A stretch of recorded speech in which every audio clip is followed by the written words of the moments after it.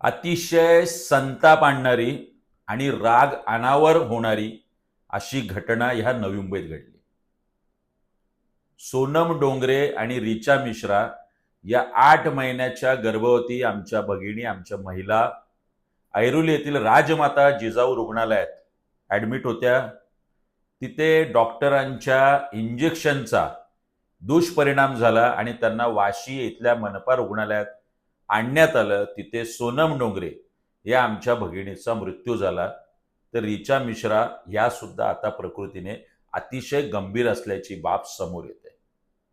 मोठ्या मोठ्या बाता मारून सुपर स्पेशालिटी सुविधा आम्ही नवी मुंबईकरांना देतोय असं सांगणारे गेली 25 वर्ष सत्तेत असणारे इथले निर्लज्ज सत्ताधारी याचं उत्तर देणार आहेत का?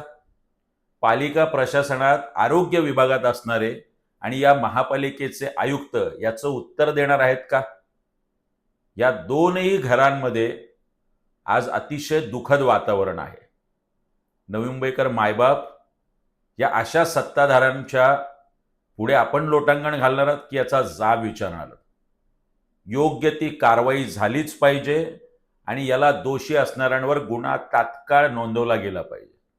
अन्यथा आरोग्य विभागाच्या अधिकाऱ्यांच्या कॅबिनच्या काचा राहणार नाहीत हे मात्र नक्की.